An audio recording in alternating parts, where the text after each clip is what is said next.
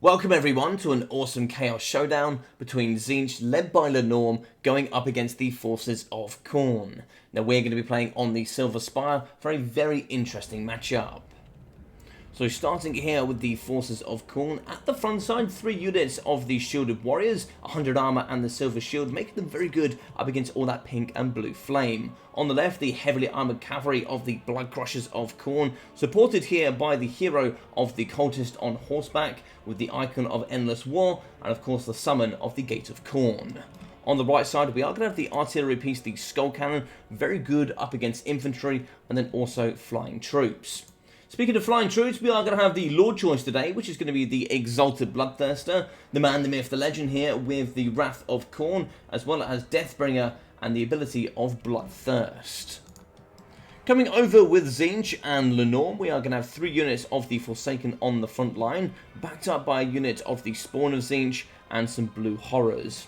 Now we are going to have the double Exalted Flamers, really strong here with 1.4k weapon strength, including that imbued Warp Flame, making them very powerful here alongside loads of Blue Horrors.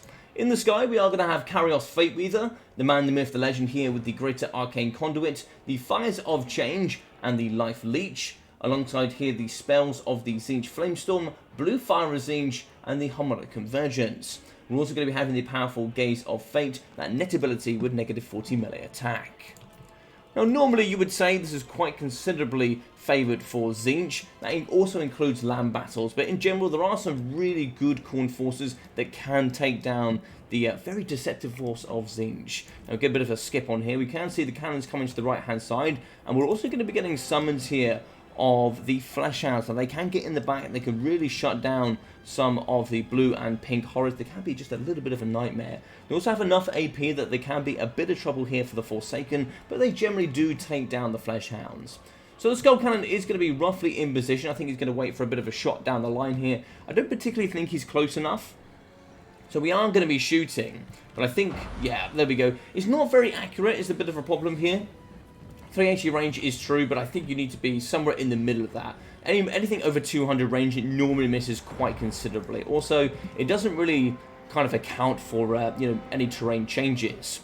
So a bit of a skip here. We are going to see some shots, some doggos coming across, and now a little bit of applied pressure here from Tzeentch. Now Tzeentch is going to apply pressure to the middle of the map, but not over apply pressure. Now we do see in the middle, we are going to get the Cultists charging down the Blue Horrors. Good pressure here, and then in the sky we're going to be fighting up against Fateweaver. It looks like we have the Gaze of Fate, a really nice pin here. Now the Flamers can turn and burn with a nice blue flame coming from Karios Fateweaver. So good damage up against the Exalted Bloodthirster on the early doors. Also now can take down up against the Furies. Furies dive low. They're going to fight now up against the Blue Horrors, backing up the Cultist of Khorne. And it looks like we have Furies of our own. So it looks like Tzeentch are going to come to the battlefield, and they are going to bring the Doom. We do see more of the Exalted Flamers shooting here up against the Exalted Bloodthirster. Definitely want to see the Bloodthirster getting down and dealing the damage here up against the Exalted Flamers. It looks like we have an ability going down. What was that ability? Deathbringer has been activated. He's now going to charge down on the floor. Interesting stuff. So it's like Fateweaver is going to join him here with Harmonic Convergence. A very interesting one, giving 26-26, thanks to having the bonus of the Mastery. So we're going to be fighting here with Furies. We also have Blue Horrors. The very nice Exalted Bloodthirster is going to be getting in and doing all the damage. He does have magical damage, so we can actually get and circumvent all that physical resistance. But the Flamers, they can kind of turn and burn here. We definitely want to be compromising these Flamers. They don't have much armor. They're pretty poor in melee combat, and the Fleshhounds would certainly be very perfect at taking down these bad boys. In the middle, we do actually have the Warriors of Khorne. They're going to charge forward. Some good pink flame through the lines here of the mass infantry. And it looks like we're not going to quite capture Domination Point 2. 3 here is going to be getting captured by the Blue Horrors, and 1 is still going to be open here from Khorne. I'm hoping we get, yeah, there we go, 1 unit of the Chaos Warhounds. They're actually going to come with the double gold chevron. Rather interesting. Don't normally see that, but these bad boys have very good capture weight. I very much like them in Domination, but not really very much on land battles. Over on the right, looks like we do get the summon here of the Bloodletters, thanks to the Cultist of Khorne. But we are going to be going down with the Exalted Bloodthirster. The man, the myth, the legend, sadly is going to be falling up against Fateweaver, and then also the Armor Sundering Spawn, which have really good mass. Doom Knights here with the Knights of Immolation have been summoned to the battlefield, and these bad boys really do bring some great bombardments. The Searing Torrent is really good up against mid to elite tier infantry. Over on the right-hand side, we are going to have the Blood Crushers now compromising the Exalted Flamers. We're also going to get Flesh Hounds in. Now, they do have those barriers, and that's a very, very good swoon here from the Furies of Tzeentch. Really good work there from the Norm. Going to be preventing the Blood Crushers from getting into the back and causing all that damage. So we're in the middle. We are actually going to use the Gaze of Fate to pin in the Exalted Bloodthirster, and then we're also going to be getting the Tzeentch Flamestorm, which is really good up against heavily armored infantry. It's going to zoom through here, doing some brilliant work at just taking down all these warriors of Khorne. You do see the spawn of Khorne fighting in the middle down to 4 models, but of course, you know, they do still bring that armor sundering, which is really, really handy. Pink and blue flame here from the bombardment. The third faction effect here from Tzeentch is going to do some lovely damage up against this mass infantry in a 35-meter radius.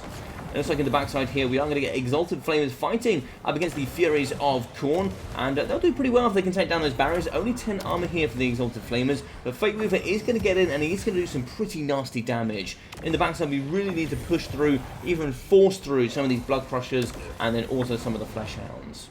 Domination point 2 is going to be in the favour here of Khorne. Same there for domination point 1. Ticket advantage is going to be massively ahead here for Khorne. Over on the left hand side, looks like we are going to be gently winning here up against the Flesh Hounds, but they're going to be holding pretty nicely up against the Blue Horrors. But for the most part here, I think most of the damage is going to be in the advantage of Tzeentch. Now, we do charge down here with Exalted Bloodthirster. He could die up against the Forsaken. You've got to be very careful. These bad boys have 63 weapon strength per model with pretty decent armor piercing. So he's going to be fighting up against the Blues. We charge in here with the Chaos Furies. Maybe, just maybe, we could take down this contingent, and that'd be very, very important here going forward for Khorne. If we lose this left-hand side, we could definitely just push round here on the extra spawns from Tzeentch and then start capturing domination point 2.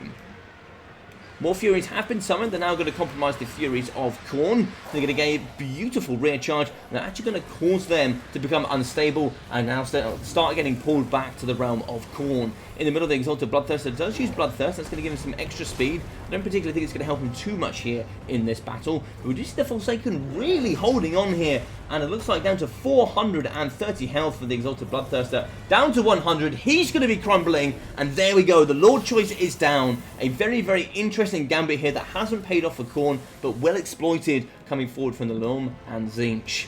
In the middle, though, the infantry is going to be suffering. And what we can see here coming forward from Khorne, which I think is always a bit of a mistake, something that I learned on the early stage of Warhammer 3, is Flesh Hounds are good, they're mobile, but they're not good enough to sustain this advance you've got on Tzeentch. You're going to be right in their deployment zone. I don't particularly think it's smart fighting this far away from your own deployment zone. Now, what can we see here? The early engagement has massively gone in the advantage of Tzeentch. And why is this a problem? Now, we are going to be on the tickets, but no longer are we going to get any advantages here from the combat mechanic. There is none. So the problem here is that we've lost the main battle, we have no summons, and our only holding troop is going to be Flesh Hounds. Flesh Hounds are not going to be strong enough, they're not going to have the durability to hold the middle. So the fact here that Khorne have gone so far into Tzeentch's deployment zone, they have now no staying power on the battlefield to maintain their capture points. So the only unit available is going to be the Flesh Hounds. We might get a summon soon here, but we really need some heavily armoured infantry. And what I see from Khorne more often than not, including myself in the early stage of Warhammer 3, is when most of your warriors of Khorne do deplete, then people start spamming mobility. The problem with Khorne mobility, most of their mobility has absolutely no staying power. And we can see the blue flame here actually going to catch a lot of its own Forsaken, but you know, it's going to be good damage there on the cultist as well. And the problem also with the heavily armoured infantry of Khorne is they're so slow to rotate to domination point 2. We're probably actually going to capture this before we get any infantry across the battlefield. So it looks like we are going to summon a cultist. And this cultist is going to be on foot, but he also needs to get in, engaged for, I think it's 60 seconds of melee combat before we can get a summon. And even if we do summon, that summon's not going to have any capture weight here for domination point 2. So we can see domination point 2 is going to go in the advantage here of Tzeentch. They're going to be very quickly capturing that. And in the backside now, we're just going to be dragging down the hero choice. Over on the left, we are going to be summoning more flyers, but there's no extra flyers to protect them. Fate Weaver is actually going to be using Harmonic Convergence here, which is rather interesting on the Furies to make sure we beat back the Furies of Khorne. I actually don't mind this at all. It means we can really dominate that left-hand side, and then we can keep dominating the sky here with Tzeentch. More Furies coming across. The Lord Choice, it could be a 1-for-1 trade, but another summon of Furies here, which also cannot capture domination points. So it looks like here we're going to be doing a blow-for-blow trade, which is really not good for Khorne right now. We don't actually have the cultists coming across the battlefield. No other summons here for Khorne. What have we got coming forward from Tzeentch? So from Tzeentch, we have 1 unit of the Forsaken. They're going to die forward. We have broken the cultist. He's going to be rather large on a horse. And being large means a lot of those infantry units can get in and do lots of swiping damage here up against the hero choice. So he's going to be falling down to 730 HP. And I'm sure he's going to be, looks like majority trapped here in the trees. We have more Forsaken coming across. I think that's going to be it there for the cultist. So the cultist does make the main battle line. He's now going to try and fight here up against the Forsaken. It looks like we're going to be drawing back here with the Forsaken of Tzeentch. Very interesting here. Oh, nice. We're going to have the trap of the Gaze of Fate coming across here with the Exalted Flamer. A bit of scorching to go down here on the hero choice. Looks like some blue flame coming out of Fate Weaver as well. Lovely damage here. Looks like it's going to be about 15 to 20% damage up against the cultist. Foeseeker was activated as well. Oh, looks like we're going to come with a whole kitchen sink, so every single item has been brought here for the cultist. That is something I probably wouldn't recommend. Looks like he is going to be fighting now up against the double single entities. Well, it looks like, unfortunately, the cultist is going to be biting the dust here. I don't think he's going to get enough melee combat to be fighting here and getting that summon off. Now, he is going to be using the Sword of Anti-Heroes. That's going to really help that up to 630 weapon strength, but he's been broken thanks to Terror. In the middle, the Forsaken now going to charge onto Domination Point 2, but the ticket advantage is still in the lead here for Khorne. But this is the problem. The opening engagement was massively lost from Khorne, and they really just cannot recover from here. So we can see, get a bit of a skip on. We are actually going to be having the Blue Horrors diving onto Domination Point 1. We also have the Chaos Furies yet again getting summoned. I don't think this is going to be a massive advantage. Cool, we've won the Sky Force, and now we can challenge and have the mobility. But Blue Horrors will more than likely win this by the end. They're actually pretty decent melee combatants. I think people really underestimate them and think they're just ranged troops. So 1 unit of the Chaos Warriors have been summoned. More of the mobility that's just going to be getting shut down here by the Blue Horrors. We have Fate Weaver coming across, and this is just going to be a fantastic showcase of then how to pin your opponent in, cause them an absolute nightmare. Tzeentch has all 3 locations. More of the warriors are now going to be charging forward, and now we have some Chaos Knights, which are going to get a beautiful charge there and slam up against the warriors of Khorne. So I think here this is a perfect example to explain just how important the opening engagement of a battle really is now in Domination. Being that we have no combat mechanic, there's nothing to abuse there, it really comes down to how well you can deal with that opening engagement. And I think the biggest problem we had here with Khorne is they didn't deal with the threats that were present from Tzeentch. The biggest threats that were available were the Exalted Flamers, and then also Fate Weaver. So 1.5 and 1,750 for the Exalted Flamers. They can single-handedly take down almost the entire force here of Khorne. Most of their infantry just got scorched here by these bad boys. 78 and 80 kills is rather impressive. Fate Weaver as well, 2,482. Bit of surprise when we also brought extra single entities that we didn't see regrowth. I'd love to know Lenormand's thought process on that one. But yeah, I definitely probably would have brought some sort of regrowth. Maybe heal up my Exalted Flamers, or maybe even Fate Weaver just himself. Can be rather handy. We can even actually use regrowth on Spawn. Spawn are actually rather good there. They have rather large hit pools as the monstrous infantry. 600 value there for the Spawn, 1,600, 500 and 560 there for the Forsaken with 960.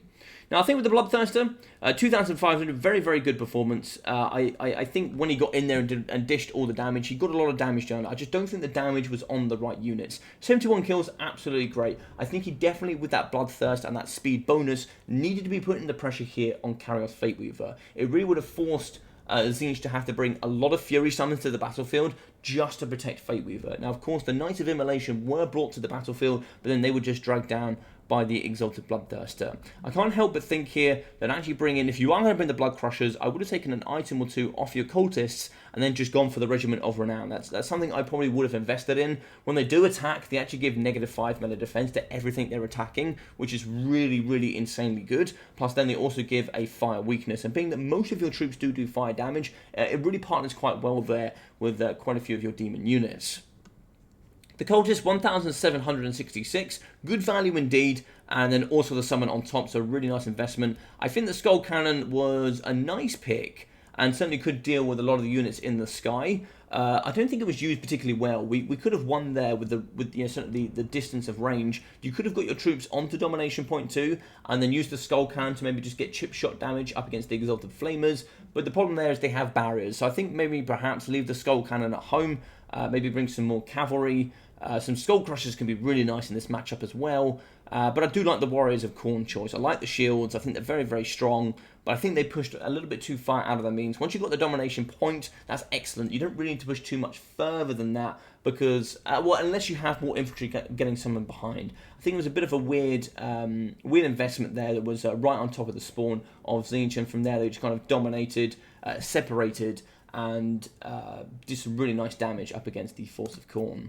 So in the backside here, we saw the Cultist, 124 on his own. I probably wouldn't have summoned him on his own, but we had the Soul Grinder at the backside, and then we saw probably one of the biggest mistakes that I see from Khorne. Just spam summoning mobility. It's really, really good. You know, the idea of getting back map control, getting fast units on the battlefield to make a quick impact is brilliant, but the problem is they don't have the staying power to hold, capture domination points, and kind of start winning back the battle. Sadly, Fleshhounds are not going to be the one to do that. But they got okay, 370, 1,165 damage value. We saw 250, 140, 830 from the Furies.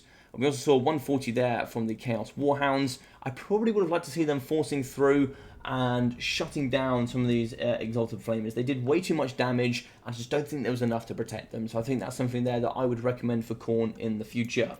Now we saw Blue Horrors, 550, not too much outside of that. Only 380 for the Knights of Immolation, rather interesting.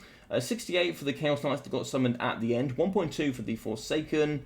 Not too much else. 1,100 for the Furies and 1,100. So I hope you guys enjoyed this game. Hopefully it did really illuminate how important the opening battle is and how you can't just charge headlong in and hope that it all works out. You really need to calculate how you're going to get your advantage. There's no combat mechanics, so if you lose that battle, it's pretty much going to be in the long term you will lose the game. So you need to make sure that you're getting the right engagements, and the really nice thing about the Silver Spire has many, many different angles that you can summon from, many different angles you can take to capture domination points. It can be a very interesting map indeed. But if you did enjoy this one, do smash that like button, feel free to leave a comment down below and subscribe if you haven't already.